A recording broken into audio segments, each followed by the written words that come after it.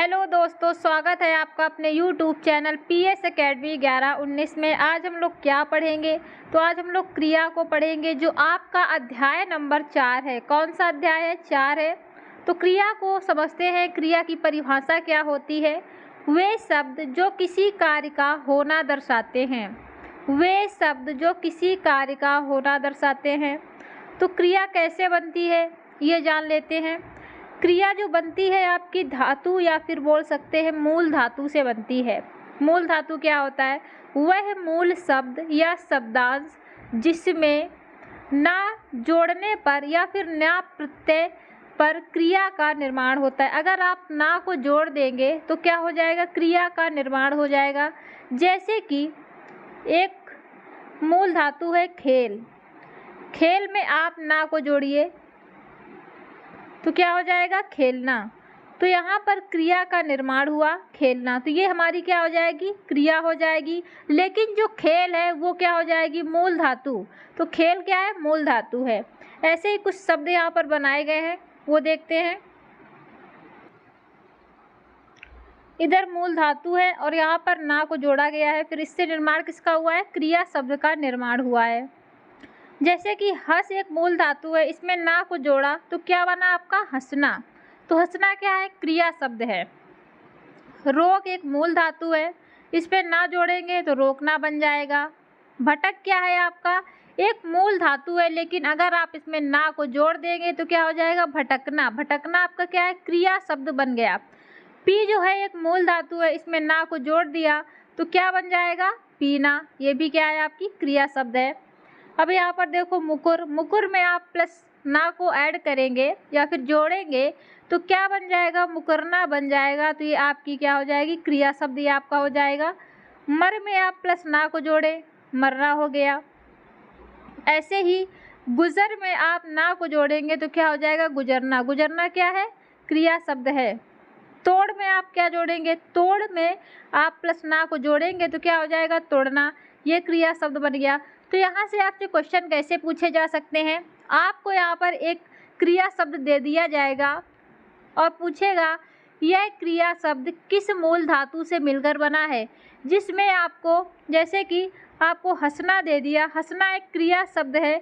आपसे पूछेगा कि ये किस मूल धातु से बना है, तो 4 ऑप्शन दिए होंगे। जिस ऑप्शन में हंस होगा वही आपका क्या हो जाएगा? आंसर हो जाएगा। और कैसे क्वेश्चन पूछा जा सकता है? आपको एक हंस मूल धातु दे दी गई। हंस क्या दे दी गई? मूल धातु दे दी गई। आपसे पूछेगा इससे क्रिया शब्द का निर्माण करो, तो वहाँ पर 4 ऑप्शन होंगे, जिसमें हंसना होगा वही आपका आंसर सही हो जाएगा। अब आगे देखते हैं।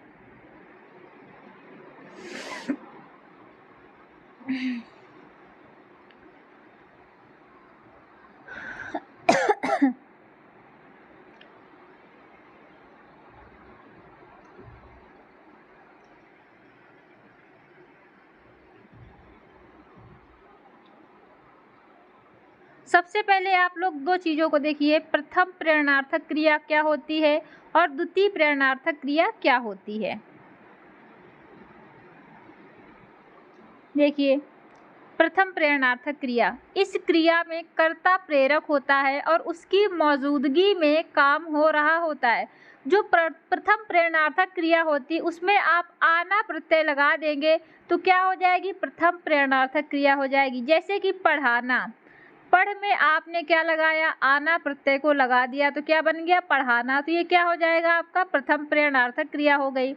जैसे लिखाना। लिख में आपने आना लगा दिया तो लिखाना। दिख में आपने क्या लगाया? आना लगाया तो क्या हो जाएगा? दिखाना हो जाएगा। पिस में क्या लगाया? आना तो क्या हो जाएगा? पिशाना हो जाएगा। तो ये क्या हो जाती है? आपकी प्रथम प्रेरणार्थक क्रिया हो जाती है। इसका एक एग्जाम्पल देखते हैं, उदाहरण देखते हैं। उदाहरण देखो क्या है? श्याम ने सुरेश को पढ़ाया। तो यहाँ पर एक हमने उदाहरण दिया है आपके लिए। श्याम ने सुरेश को पढ़ाया, तो यहाँ पर श्याम खुद पढ़ा रहा है, दूसरे से नहीं पढ़वा रहा है। तो यहाँ पर क्या हो जाएगा? प्रथम प्रेरणार्थक क्रिया हो जाएगी। यहाँ पर प्रथम प्रेरणार्थक क्रिया हो जाएगी क्योंकि श्याम खुद पढ़ा रहा है, दूसरे से नहीं पढ़वा रहा है। अब देखते हैं द्वितीय प्रेरणार्थक क्रिया क्या होती है। जब कर्ता स्वयं कार्य ना करके उसे किसी दूसरे व्यक्ति से कराए। जब कर्ता स्वयं कार्य ना करके किसी दूसरे व्यक्ति से कराता है तो वहाँ पर क्या हो जाती है, द्वितीय प्रेरणार्थक क्रिया हो जाती है। जैसे कि कौन सा प्रत्यय लगाते हैं यहाँ पर वाना प्रत्यय लगाते हैं। कौन सा वाना प्रत्यय, जैसे कि सिद्धि ने नवीन से पत्र लिखवाया, तो यहाँ पर क्या हो गया, लिखवाया, तो यहाँ पर क्या हो जाएगा, द्वितीय प्रेरणार्थक, क्योंकि सिद्धि किससे लिखवा रही है, नवीन से, दूसरे से कार्य करवा रही है। अब कौन कौन से, पढ़वाना हो गया, लिखवाना हो गया, दिखवाना हो गया और मंगवाना हो गया, आदि शब्द हैं ये जो द्वितीय प्रेरणार्थक क्रिया कहलाते हैं। अब धातु से मूल क्रिया कैसे बनती है, प्रथम प्रेरणार्थक क्रिया कैसे बनती है और द्वितीय प्रेरणार्थक क्रिया क्या बन सकती है, क्या क्या है ये देखते हैं। जैसे कि पढ़ से क्या बना, मूल धातु पढ़ना, प्रथम प्रेरणार्थक पढ़ाना, फिर क्या बना, द्वितीय प्रेरणार्थक पढ़वाना। तो ये क्या हो जाएगी, आपकी मूल धातु ये लिखी है और प्रथम प्रेरणार्थक ये लिखी हुई है और द्वितीय प्रेरणार्थक आपकी ये लिखी हुई है। अब देखते हैं दूसरी, लिख से बना लिखाना, लिख से बना लिखना, फिर लिखाना, फिर लिखवाना। इसके बाद देख से क्या बनेगा, देखना, दिखाना, दिखवाना। मांग से क्या बनेगा, मांगना, मंगाना और मंगवाना। फिर पीस से क्या बनेगा, पीसना, पिसाना और पिसवाना। भूल से क्या बनेगा, भूलना, भुलाना और भुलवाना। नहा से क्या बनेगा, नहाना, नहलाना और नहलवाना। दौड़ से क्या बनेगा, दौड़ना, दौड़ाना और दौड़वाना। तो जैसे कि नाच से क्या बनेगा, नाचना, नचाना और नचवाना। तो ये आपकी क्या हो गई, यहाँ पर धातु हो गई, यहाँ पर मूल क्रिया हो गई, प्रथम प्रेरणार्थक क्रिया यहाँ पर हो गई और द्वितीय प्रेरणार्थक क्रिया ये हो गई। अब देखते हैं आगे हम लोग पढ़ते हैं। अब यहाँ से क्रिया के भेद को जानेंगे। आपसे पूछेगा कर्म के आधार पर क्रिया कितने प्रकार की होती है, तो 2 प्रकार की होती है। कितने प्रकार की होती है क्रिया, 2 प्रकार की, वो भी किसके आधार पर, कर्म के आधार पर होगी। या फिर बोल सकते हैं मुख्य क्रिया के भेद कितने होते हैं, तो मुख्य क्रिया के भेद कितने होते हैं, 2 होते हैं।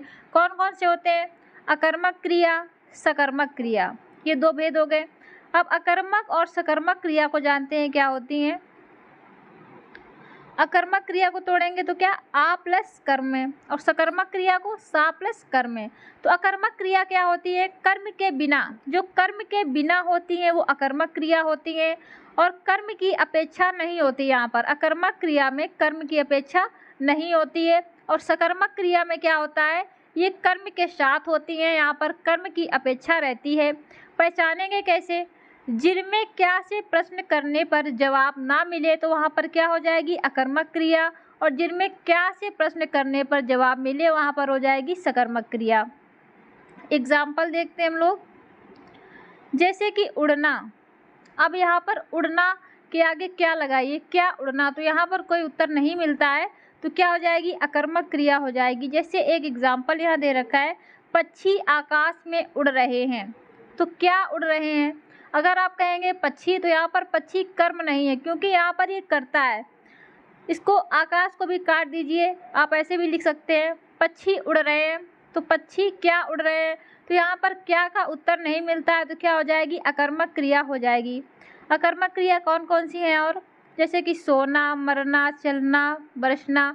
अब इन सबके आगे क्या लगाइए, उत्तर नहीं मिलेगा, तो ये सारी अकर्मक क्रियाएं हैं। जैसे कि जगना या फिर जागना, डरना, नाचना, बैठना, हंसना, जीना, रोना। यहाँ पर क्या लिखा है, उलझना लिखा है यहाँ पर, ये झुकना, ठहरना, दौड़ना, जाना, नहाना और ये सजना और तैरना। और दूसरा ये एग्जाम्पल दे रखा है, राम रस्सी से कूद रहा है या फिर रस्सी कूद रहा है, राम रस्सी कूद रहा है, तो क्या कूद रहा है, तो यहाँ पर उत्तर मिलता है। अभी आप रस्सी को काट दीजिए, इसको मत लीजिए, तो क्या हो जाएगा, राम क्या कूद रहा है, तो यहाँ पर उत्तर मिलेगा कुछ तो कूद रहा होगा, रस्सी कूद रहा है, तो यहाँ पर जब उत्तर मिल रहा है तो क्या हो जाएगी, आपकी सकर्मक क्रिया ये हो जाएगी। और सकर्मक क्रिया क्या क्या होती है, जैसे कि खाना, गाना, पकाना, पीना, खेलना, धोना, बनाना, देखना, लिखना, पढ़ना और सुनना, ये सारी सकर्मक क्रियाएं।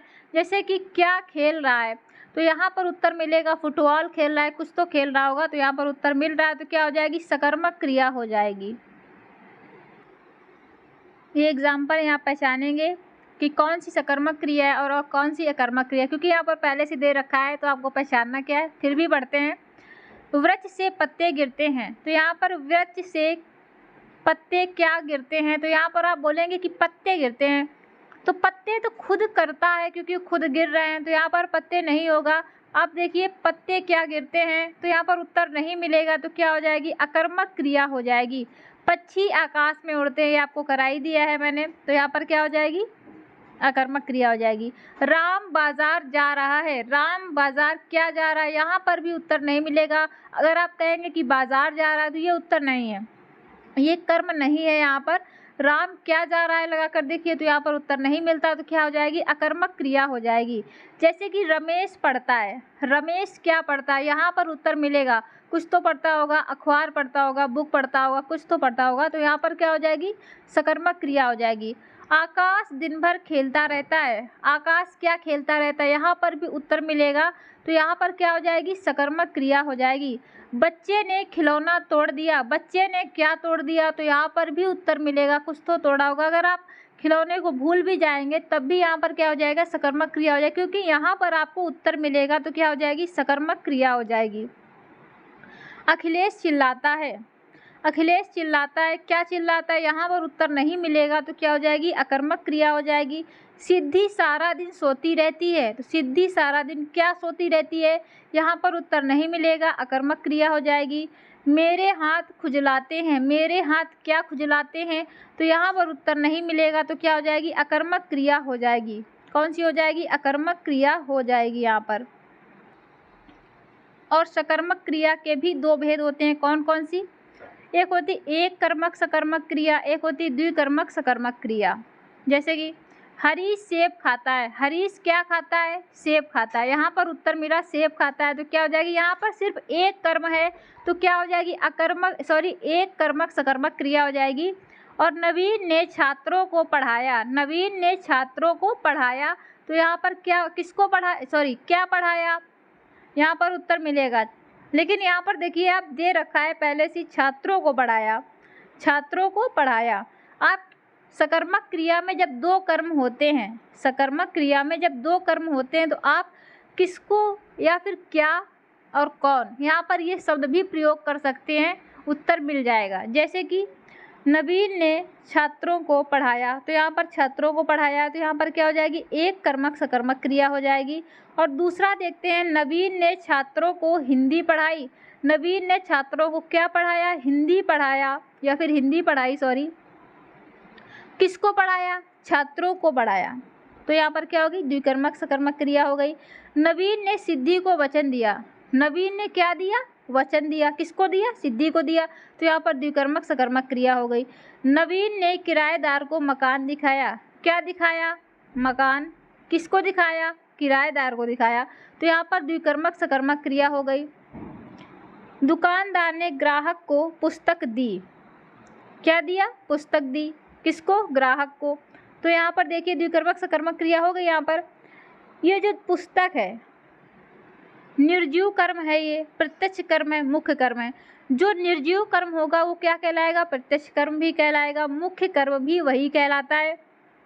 क्या लगाकर निर्जीव कर्म का ज्ञात करते हैं, निर्जीव कर्म का ज्ञात करते हैं, तो क्या हो जाए, क्या लगाकर इसका ज्ञात करेंगे। लेकिन जो सजीव कर्म होगा उसको आप प्रत्यक्ष कर्म भी कहते हैं, गौण कर्म भी कहते हैं। इसका पता कैसे लगाते हैं, कौन या किसको लगाकर उत्तर ढूंढा जाता है सजीव कर्म का, द्विकर्मक सकर्मक क्रिया में। अब देखते हैं, राजा ने गरीब को दान दिया, राजा ने गरीब को दान दिया, क्या दिया, दान, किसको, गरीब को। अब यहाँ आप बोलेंगे कि यहाँ पर भी द्विकर्मक सकर्मक क्रिया होनी चाहिए, लेकिन यहाँ पर एक कर्मक सकर्मक क्रिया ही है, क्योंकि यहाँ पर गरीब को दान दिया है ना, तो यहाँ पर संप्रदान कारक हो जाता है, संप्रदान कारक। अभी आपने कारक को नहीं बढ़ाया और जिन्होंने पढ़ रखा है उनको तो समझ में आ ही जाएगा, लेकिन जिन्होंने नहीं पढ़ा उसको आगे बढ़ाया जाएगा।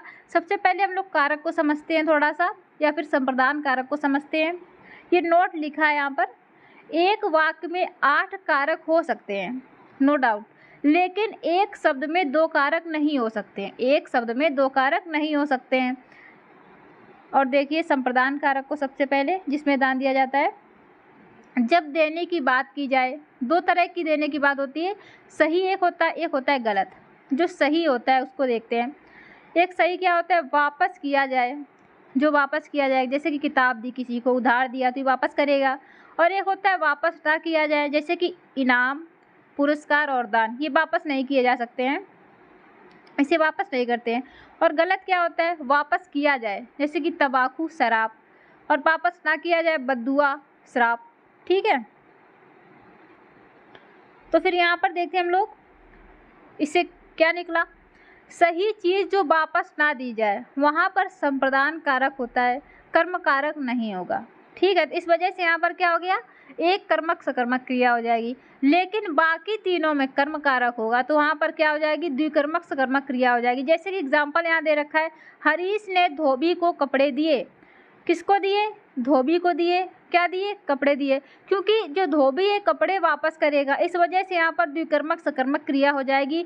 लेकिन वहाँ पर दान दिया था तो वहाँ पर इस वजह से एक कर्मक सकर्मक क्रिया थी। तो आज की क्लास यहीं पर समाप्त करते हैं साथियों। अगर साथियों आपको क्लास अच्छी लगती है तो प्लीज़ साथियों चैनल को सब्सक्राइब, लाइक, शेयर जरूर करिएगा। जय हिंद साथियों।